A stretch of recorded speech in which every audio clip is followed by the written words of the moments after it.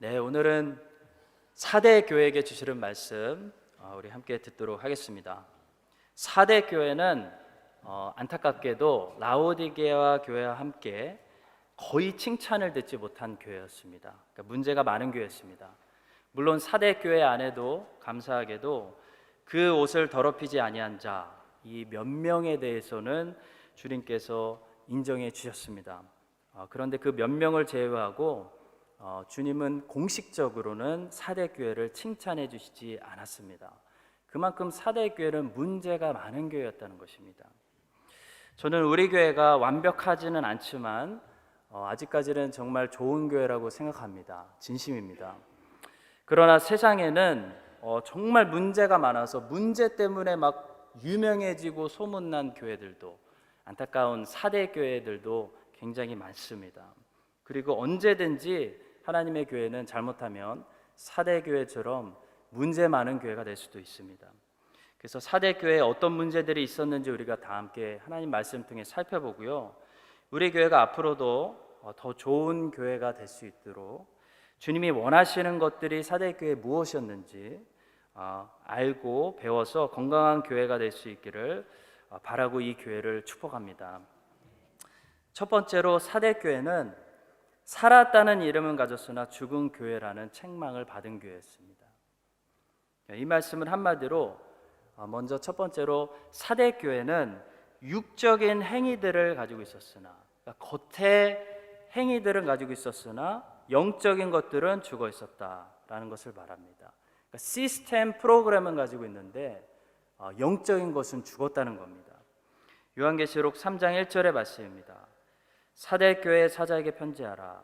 하나님의 7 영과 7 별을 가지신 이가 이르시되 내가 내 행위를 아노니 내가 살았다는 이름은 가졌으나 죽은 자로다.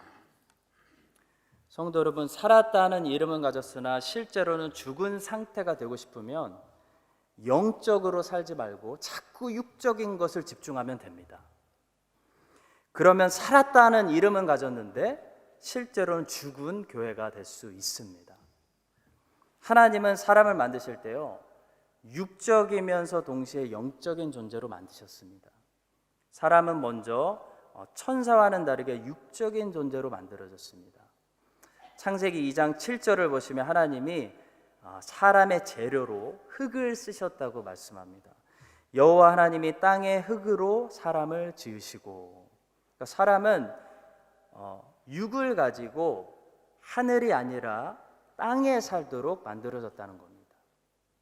그래서 사람은 동물처럼 우리가 땅에 걸어 다니고 땅의 소산물을 먹고 마시고 땅에서 번식하는 존재인 것입니다. 그러나 사람은 동시에 영적인 존재입니다. 창세기 2장 7절의 말씀을 다시 보시면 하나님께서 이 흙에다가 하나님의 생명, 생기를 불어넣으셨다고 말씀합니다. 여호와 하나님이 땅의 흙으로 사람을 지으시고 생기를 그 코에 불어넣으시니 사람이 생명이 된지라. 그러니까 하나님은, 우리가 하나님의 존재를 얘기할 때는 본질적으로 단일성을 얘기하는데요, 사람은 단일적인 존재가 아니라 복합성을 가지고 있습니다. 육적인 존재이면서 동시에 영적인 존재가 사람이라는 것입니다. 따라서 우리는 육적인 존재이면서 영적인 존재이기 때문에 육을 쓰느냐, 자꾸 영을 쓰느냐에 따라서 우리의 인생의 열매를, 어떤 열매를 거두게 되느냐를 결정하게 된다는 겁니다. 우리가 동물들하고 같이 공유하고 있는 모습들을 보면서 모습들을 보면 그게 육적인 일이라는 사실을 금방 알 수가 있습니다. 예를 들어 동물들은 자고 먹고 마십니다. 이것은 육의 일입니다. 육체의 생존을 지탱하기 위해서 필요한 일들이라는 것입니다. 우리의 몸은 먹고 자고 마셔야 합니다. 자, 이게 나쁜 일이라는 것이 아니라 이것은 육신의 일이라는 겁니다. 나쁜 일은 아닌데 육체의 일이라는 겁니다. 근데 동물들은 육적인 존재이기 때문에 육의 일만 잘해도 잘 사는 겁니다. 그러나 사람은 육적인 존재이면서 동시에 영적인 존재이기 때문에 육의 일만 잘하면 그것은 인생을 잘 사는 것이 아니라는 겁니다. 그것은 오늘 사대교회에게 주시는 말씀처럼 살아있다는 이름은 가졌으나 사실 죽은 거다. 그와 비슷한 삶인 것입니다.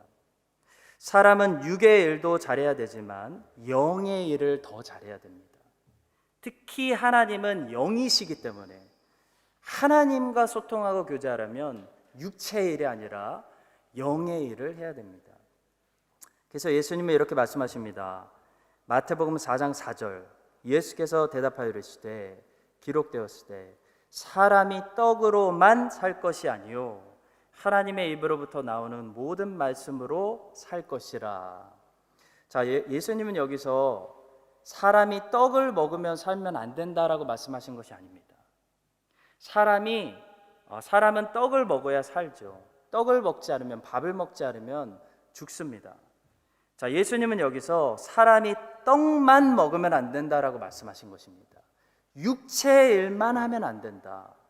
영도 양식을 먹어야 된다. 영의 일을 해야 된다.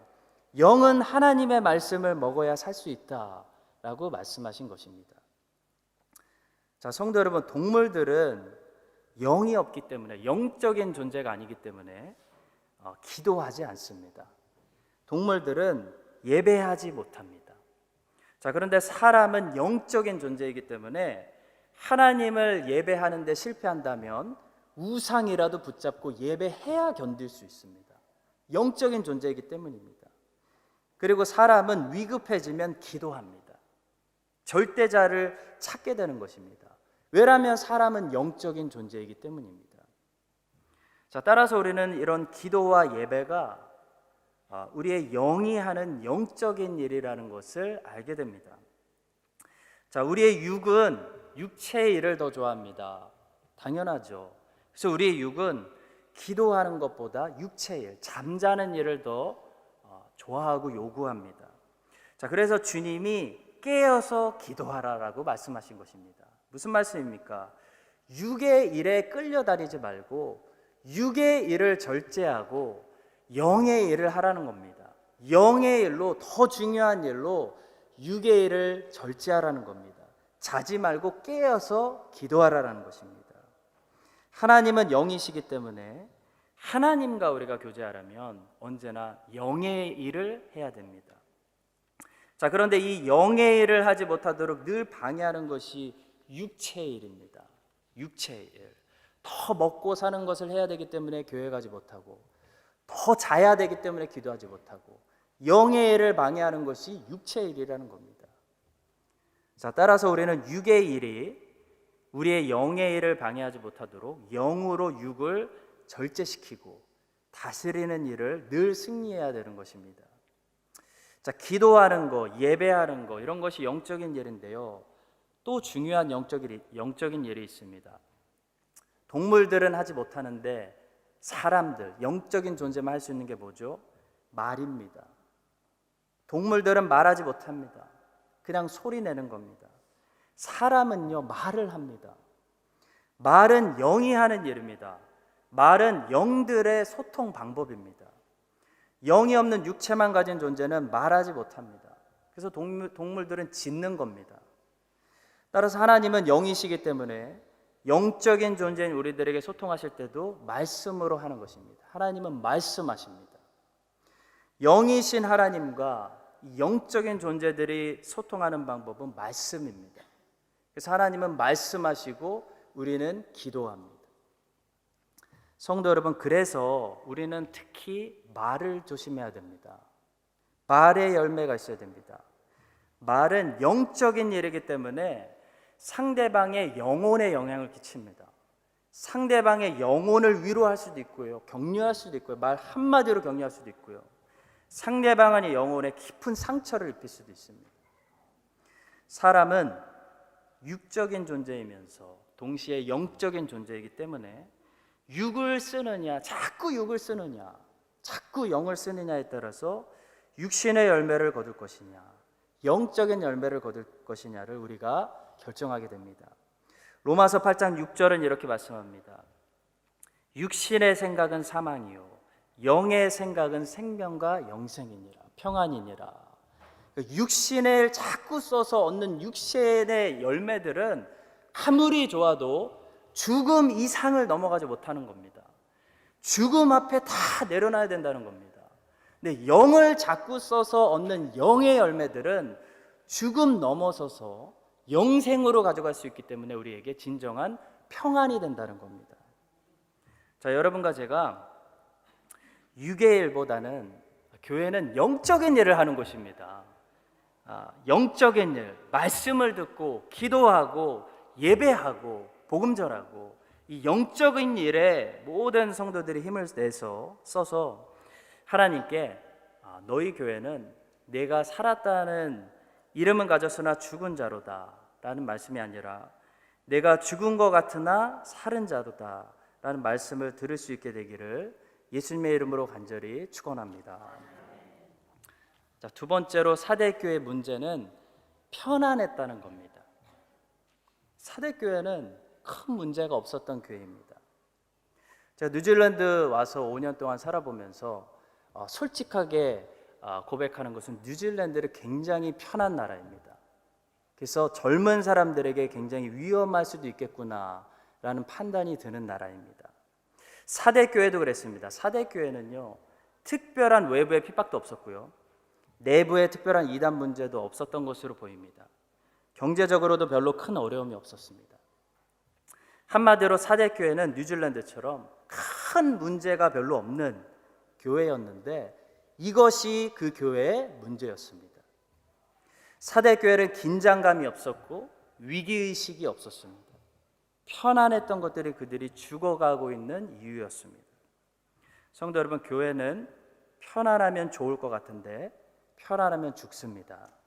성도도 마찬가지입니다. 성도가 아무 문제 없이 만사형통하면 편안하면 좋을 것 같은데 편안하면 죽어가기 시작합니다. 왜냐하면 편안하면 하나님을 안 찾기 때문입니다. C.S. 루이스가 이런 말을 했습니다. 지옥으로 가는 길은 편편하고 밋밋하면서 전혀 장애물이 없다. 그러니까 지옥으로 가는 길이 한 가지 길이 아니라 두 가지 길이 있다는 겁니다. 악한 길로 가면 지옥으로 가는 거 우리가 알고 있는데요, 악한 길만 지옥으로 인도하는 것이 아니라 편안한 길, 아무 문제 없는 길도요 지옥으로 인도한다는 겁니다. 어떤 사람이 이런 유명한 말을 남겼습니다. 지옥에 가려면 어떻게 하는지 아십니까? 아무것도 하지 않으면 됩니다. 여러분, 에스컬레이터에 그냥 서 있으면은 에스컬레이터가 가는 곳으로 인도하는 것처럼 아무 일도 하지 않으면요 도착하는 곳이 천국이 아니라 지옥이라는 겁니다. 따라서 여러분, 구원받은 죄인이 천국 가는 길은요, 존 버년이 철로 역정에서 보여주는 것처럼 험난한 길입니다. 예수님 말씀하신 것처럼 좁은 길이라는 겁니다. 핍박과 박해와 고난이 있는 길이라는 겁니다. 그것이 없다면 심각하게 의심해 봐야 됩니다. 가만히 있을 수 있는 편안한 길이 아니라는 겁니다. 하나님의 은혜로 구원받은 죄인이 이 땅에서 치열하게 성화를 경험하면서 천국 들어가는 길이 어떻게 편하겠습니까? 천국에 들어가는 길은 그 죄인을, 성화되는 죄인을 가만히 놔둘 수 있는 길이 아니라는 겁니다. 사대교회는 편안했기 때문에 내가 살았다는 이름은 가졌으나 죽은 자다라는 말씀을 들었습니다. 자, 반면에 사대교회의 모습과 정반대되는 사람들이 있었습니다. 정반대의 삶을 사는 사람들이 있었죠. 고린도후서 6장을 보면 사도 바울과 친구들은 사대교회에게 주셨던 책망과 정반대의 말씀 칭찬을 들었습니다. 고린도후서 6장 9절과 10절입니다. 이들은 무명한 자 같으나 유명한 자요, 죽은 자 같으나 보라 우리가 살아있고, 징계를 받는 자 같으나 죽임을 당하지 아니하고, 근심하는 자 같으나 항상 기뻐하고, 가난한 자 같으나 많은 사람을 부유하게 하고, 아무것도 없는 자 같으나 모든 것을 가진 자로다. 이것이 크리스찬의 모습입니다. 성도 여러분, 인생에 아무 문제가 없고 편안하면 사대교회처럼 살아있는 것 같으나 죽은 자가 되고 맙니다. 주님 때문에 그러나 우리가 환난을 당하고 손해를 보고 주님의 말씀에 순종하고 어려움을 견디고 고생을 하면 바울이 고백하는 것처럼 아무것도 없는 자 같은데 모든 것을 가진 자가 된다는 것입니다. 성도 여러분, 세상은 어차피 더 이상 편안하지 않습니다. 평안을 좋은 것이라고 생각하지 말아야 됩니다. 평안은 우리 영혼이 잠들게 할 수 있습니다. 평안은 우리 영혼이 취하게 할 수 있습니다. 하나님이 우리를 깨우시려고 우리에게 여러 가지 고난들을 차례대로 보내주실 때 그 고난을 통해 내 영혼이 자꾸 깨어나고 자꾸 하나님을 바라보고 자꾸 영적인 일을 하게 되는 것을 하나님께 우리가 감사하면서 깨어 있어서 죽은 자가 아니라 진정으로 살아있는 자들이 다 되시기를 주님의 이름으로 진심으로 축복합니다. 자, 세 번째로 이렇게 영적인 것보다 육적인 것을 추구하고 편안함 가운데 죽어가고 있던 사대교회에게 주님께서는 어떻게 경고하고 계시는지 보겠습니다. 2절과 3절의 말씀입니다. 너는 일깨워 그 남은 바 죽게 된 것을 굳건하게 하라. 내 하나님 앞에 내 행위에 온전한 것을 찾지 못하였노니 그러므로 내가 어떻게 받았으며 어떻게 들었는지 생각하고 지켜 회개하라. 만일 일깨지 아니하면 내가 도둑같이 이르리니 어느 때에 내게 이르는지 내가 알지 못하리라. 자, 여기 보시면 주님의 권면의 말씀이 여러 가지 중요한 동사들로 나타나고 있습니다. 자, 첫 번째는 깨어라라는 말씀입니다. Wake up, 깨라는 겁니다. 성도 여러분, 이 평안함은 우리의 영혼에 어떤 영향을 끼치냐면 자꾸 영혼이 잠들게 합니다. 자, 평안함이 나쁘다는 게 아닙니다. 성경에서 평안이라는 단어를 부정적으로 쓰고 있지 않습니다. 평안은 나쁘다는 게 아니라 위험하다는 겁니다. 나쁜 거하고 위험한 건 다른 거죠. 평안함, 평화, 형통 자체는 나쁜 게 아닙니다. 긍정적인 겁니다. 병이 있는 것보다 병이 없고 건강한 게 좋은 거죠.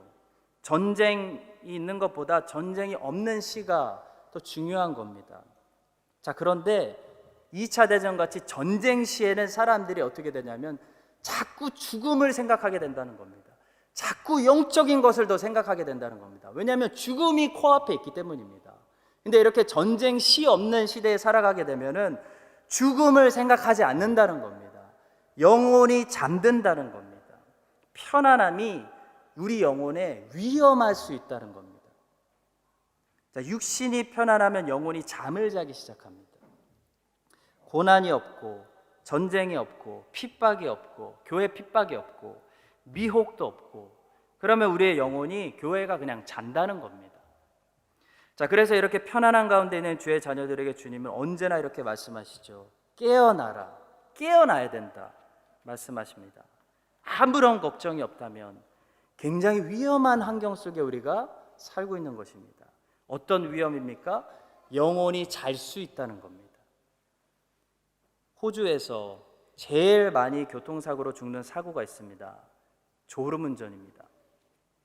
저도 청년 때 굉장히 선교에 굉장히 하트가 뜨거운 친구 한 명이 있었는데 안타깝게 교통사고로 사망했습니다.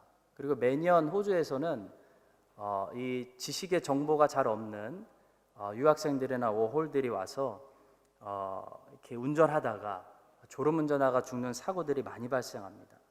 운전하다가 운전자가 왜 졸까요? 도로에서 아무 일도 일어나지 않기 때문입니다. 성도 여러분, 호주는요 엄청나게 큽니다. 몇 시간을 운전하고 가도요 차가 한 대도 지나가지 않고 길이 조금도 구부러지지 않은 그냥 일직선으로 쭉 몇 시간 가야 되는 길들이 많습니다. 일직선으로 몇 시간 달리는 거 쉬운 게 아닙니다. 잠 옵니다. 졸게 됩니다. 자, 그런데 똑같이 10시간을 운전해도 이 뉴질랜드처럼 산이 많아서 계속 길이 구부러지고 계속 올라갔다 내려갔다 하고 주변에 차들이 지나가고 자연 환경이 볼거리가 바뀌면요 졸지 않습니다. 긴장하게 됩니다. 우리 영혼도 마찬가지입니다. 우리의 인생이 너무 뉴질랜드에서 평안해서 아무 일도 일어나지 않고 1년, 2년, 3년, 4년, 5년 계속 가면요 우리의 영혼이 잠든다는 것입니다. 그런데 매달 새로운 일들이 우리를 챌린지하고 하나 불 끈 것 같으면 또 일이 터지고 그러면 우리의 영혼이 깨어있는 상태를 유지할 수밖에 없다는 겁니다. 히스기야처럼 아수르 왕이 보내준 편지를 하나님 앞에 가져 나올 수밖에 없다는 겁니다. 하나님 보십시오. 하나님이 해결해 주십시오. 기도할 수밖에 없다는 겁니다. 여러분, 우리는 깨어 있어야 뭘 하게 되냐면 기도하게 됩니다. 주님이 뭐라고 하셨죠? 깨어 있어서 기도해라. 우리의 영혼이 잠들어 있으면 제일 먼저 기도하지 못하게 됩니다. 하나님과 교제하지 않는다는 것입니다. 따라서 하나님께서는 사랑하시는 자녀들을 흔들어 깨우시는 겁니다. 깨우기 위해서 이런저런 문제들을 보내시는 겁니다. 시편 57편 8절입니다. 내 영광아 깰지어다. 비파야 수금아 깰지어다. 내가 새벽을 깨우리로다. 예배자의 특징은 깨어 있다는 것입니다. 마가복음 14장 34절 말씀하시되 내 마음이 심히 고민하여 죽게 되었으니 너희는 여기 머물러 깨어 있으라. 깨어서 기도하라는 겁니다. 로마서 13장 11절 또한 너희가 이 시기를 알거니와 자다가 깰 때가 벌써 되었으니 이는 이제 우리의 구원이 처음 믿을 때보다 가까웠습니다. 구원이 처음 믿을 때보다 가까웠기 때문에, 구원의 완성이 다가오고 있기 때문에 깨어 있어야 된다는 겁니다. 골로새서 4장 2절 기도를 계속하고 기도에 감사함으로 깨어 있으라 말씀하십니다. 성도 여러분, 깨어 있다는 것은 기도하고 있다는 것과 동일한 단어입니다. 여러분의 영혼이 지금 얼마나 졸지 않고 있는지 혹시 점검하고 확인하고 싶으시면 이렇게 교회에 와서 교회가 이끌어주는 기도할 때 기도하는 거 말고요, 목사가 앞에서 기도해 줄 때 기도받는 기도 말고요, 내가 하나님의 자녀로서 매일 골방에 들어가서 예수님과 기도할 수 있는지를 확인하시면 됩니다. 그게 할 수 있다면 여러분들 영혼이 깨어 있는 겁니다. 기도하고 있는 겁니다. 그게 안 되고 있다, 그게 끊어진 지 오래다, 여러분들 죄송한 소리지만 여러분들의 영혼이 자고 있는 겁니다. 하나님이 오늘 말씀하십니다. 깨어야 된다. 예수님이 오신다고 말씀하십니다. 깨어 있어야 된다는 겁니다. 기도하고 있어야 된다는 겁니다. 사람은 위기가 없으면 제일 먼저 기도하지 않습니다. 위기 주시면 제일 먼저 기도합니다. 하나님은 우리를 깨어있게 하시기 위해서 위기를 보내주십니다. 편안해서 잠들어 있었던, 기도하지 않고 있었던 이 사대교회를 보면서 하나님께서 여러분과 저의 영혼이 졸지 않도록 늘 깨워주시기를 예수님의 이름으로 간절히 축원합니다. 자, 또 사대교회에게 주시는 말씀하시는 권면은 남은 바 죽게 된 것을 굳게 하라 라는 말씀입니다. 죽어가고 있는 것을 완전히 죽기 전에 굳게 붙들어라 라는 말씀입니다. 그러니까 사대교회는 완전히 죽은 교회가 아니라 죽어가고 있는 교회였습니다. 그래서 주님이 말씀하신 겁니다. 책망하신 겁니다. 자, 이런 교회들이 있죠. 우리 교회가 그런 교회가 되면 안 되겠습니다. 그런 성도들로 넘쳐나는 교회가 되면 이제 죽어가고 있는 겁니다. 옛날에는 성경 공부 많이 했는데 점점 더 안 하고, 옛날에는 많이 봉사했는데 점점 더 봉사하지 않고, 옛날에는 기도도 많이 했는데 점점 더 기도하지 않는 그런 교회가 되면 죽어가고 있는 사대교회가 되는 것입니다. 한번 불이 꺼지면 다시 불을 붙이는 거 쉬운 일이 아니죠. 한번 모임을 없애면 다시 모이는 것도 쉬운 일 아닙니다. 우린 사람이죠. 사람은 습성이라는 것이 존재하기 때문입니다. 제가 개인적으로 설교자로서 설교를 하면서 느끼는 것이 있는데요, 휴가를 받아서 2, 3주 이렇게 설교를 쉬면요, 그 다음에 돌아와서 설교 준비하는 것이 정말 힘듭니다. 정말 못하겠습니다. 안 됩니다. 근데 매주 설교를 하면요, 정말 솔직히 말씀드려서 설교 준비하는 것이 그렇게 어렵지 않습니다. 설교 준비가 잘 되더라는 겁니다. 따라서 우리는 이미 우리가 잘하고 있는 것들을 잃어버리지 않도록 죽어가고 있는 것들을 굳게 지킬 필요가 있습니다. 점점 더 죽어가고 있는 이 사대교회를 향해 주신 말씀은 너희들이 지키고 있는 거, 너희들이 붙들고 있는 거, 그것부터 계속 잘해라 라는 말씀입니다. 지금 이 자리에 계신 분들은 주일 성수를 잘 지키고 계십니다. 그것도 쉬운 일이 아니죠. 이 먹고 살기 힘든 세상 속에서 믿음으로 나오시는 거 아니겠습니까? 주의 성수를 잘 지키고 계십니다. 그렇다면 그것부터 더 굳게 지켜야 된다는 겁니다. 왜냐하면 우리 생각에 설마 하는데 생각보다 굳게 지키지 않으면요, 그것마저도 잃어버릴 수 있는 게 사람이기 때문입니다. 그것마저도 잃어버리지 않게 굳게 지켜라. 잘하고 있는 것들 굳게 지켜라. 이것이 사대교회에게 주시는 주님의 권면의 말씀입니다. 그리고 주님은 마지막으로 내가 어떻게 받았으며 어떻게 들었는지 생각하고 지켜 회개하라 말씀합니다. 3절의 말씀입니다. 그러므로 내가 어떻게 받았으며 어떻게 들었는지 생각하고 지켜 회개하라. 만일 이를 깨지 아니하면 내가 도둑같이 이르리니 어느 때에 내게 이르는지 내가 알지 못하리라. 자, 성경에서 회개하라는 말씀은요, 언제나 돌아가라는 말씀입니다. 돌이키라는 말씀입니다. 회개하라의 성경적인 뜻은 울라는 게 아닙니다. 슬퍼하라는 말도 아닙니다. 성경에서 회개하라의 뜻은 언제나 돌아가라는 겁니다. 탕자의 비유에서 이 둘째 아들이 아버지의 집을 떠났다가 아버지에게 다시 유턴해서 돌아갑니다. 그 유턴해서 돌아가기 시작하는 거, 내가 잘못된 부분에서 깨닫고 회개하고 다시 돌아가는 거, 그게 회개입니다. 우리가 아무리 울고 후회하고 슬퍼해도요, 돌아가지 않으면, 돌이키지 않으면요, 하나님 보실 때 그거 회개 아니라는 겁니다. 가롯 유다도요, 은 30개 받고 찔려가지고 은 30개 던져버리면서 예수님 판 것을 후회하고 슬퍼했습니다. 자기의 잘못을 인정하고 깨닫기까지 했습니다. 자, 그러나 유다는 회개하지 않았습니다. 유다는 돌아가지 않았기 때문입니다. 예수님께 돌아가지 않았습니다. 회개하지 않았기 때문에 자살한 겁니다. 성도 여러분, 여러분들이 아무리 기도하고 은혜 받으셔서 눈물이 흐르고 여러분들의 죄를 인정하기도 하고 후회하셔도요, 가슴을 치셔도요, 여러분들의 삶을 고쳐서 돌아가지 않으면요, 여러분들의 삶은 변하지 않습니다. 왜냐하면 돌아가지 않는 것은 회개가 아니기 때문입니다. 예수님은 사대교회에게 통곡하라고 말씀하시지 않으셨습니다. 예수님은 사대교회에게 후회하라고 말씀하시지 않으셨습니다. 예수님은 사대교회에게 회개하라고 말씀하셨습니다.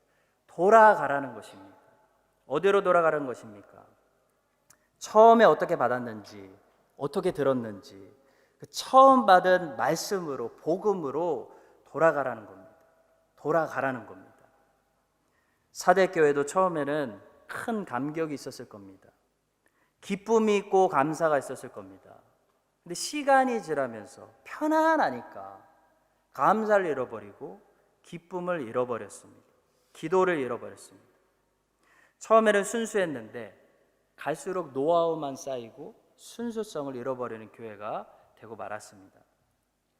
성도 여러분, 내가 더 이상 신앙적으로 순수하지 않구나, 내가 첫사랑을 잃어버렸구나, 나는 초심이 아니구나, 어떻게 알 수 있는지 아십니까? 세 가지를 점검하시면 됩니다. 내 안에 여전히 기쁨이 있는지, 구원의 감격이 있는지, 내 안에 여전히 감사가 있는지, 내 안에 여전히 기도가 살아있는지를 보면 알 수 있습니다. 자, 순종은 있는데, 하라니까 열심히 사역을 하는데, 열심은 있고 심지어 노하우가 있는데 기쁨이 없어요. 감사가 없어요. 기도하지 않아요. 그러면 우리는 처음 신앙처럼 순수하지 않은 겁니다. 여러분, 제가 담임 목회는 이제 시작이지만 10년 동안 다 쏟아서 부교역자로 목회를 해보니까요, 기쁨이 없고 순종하는 것이 가능합니다. 하라니까 그냥 하는 겁니다. 감사 없이 사역하는 거 가능합니다. 진짜 무서운 것은 기도하지 않고 설교하는 것도 가능합니다. 자, 그런데 생각하면 처음에 예수님을 만났을 때, 처음에 전도사로 부르심 받았을 때, 처음에 성도님들도 주 예수님을 만났을 때, 우리가 처음 주님의 부르심을 받고 사역에 동참했을 때는 뭐가 있었냐면요, 실력은 없었고 그냥 컵 건들면 깨뜨리고 하는 일마다 실수투성이었어도요, 거기에 뭐가 있었냐면요, 주님을 내가 만났다는 기쁨이 있었어요. 나 같은 죄인 전도사로 불러주셨다고 쓰임받는다는 감사가 있었어요. 그냥 다 감사한 거예요. 모든 게 감사한 겁니다.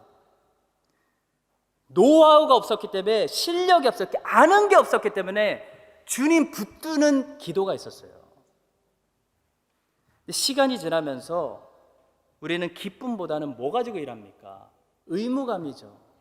하려니까 하는 거예요. 감사보다는 불평을 말하기 시작합니다. 기도해서 하나님 의지하기보다는 내 노하우를 의지하는 우리의 모습을 보게 된다는 것입니다. 자, 주님께서는 이런 매너리즘에 빠진 많은 목회자들과 많은 성도들에게, 우리들에게, 사대교회에게 주셨던 말씀을 통해 깨워주시면서 회개해라, 돌아가야 된다 라고 말씀하고 계시는 줄로 믿습니다. 만약 돌아가지 않으면, 회개하지 않으면 시간이 갈수록 한인장로교회 어떻게 되는지 아십니까? 어떤 사람들로 가득 차는지 아십니까? 점점 더 바리새인들처럼 이 겉의 형식만 중요하게 여기고 본질이 아니라 자꾸 비본질적인 거를 따지고 거기에 온 것을 쏟는 교회가 된다는 겁니다. 위선적인 사람들, 외식하는 사람들, 바리새인들 같은 사람들, 형식적인 사람들이 될 수밖에 없다는 겁니다. 본질 잃어간다는 겁니다. 사랑하는 한인장로교회 성도 여러분, 이런 껍데기만 남은 사람들이 다 모여 있었던 교회가 사대 교회고요, 그 사람들이 살았다는 이름은 가졌으나 죽은 자로다 라는 책망을 받은 교회였습니다. 사도 바울은 디모데라는 목회자에게 3장 5절에서 디모데에게 이런 사람들을 조심하라고까지 경고합니다.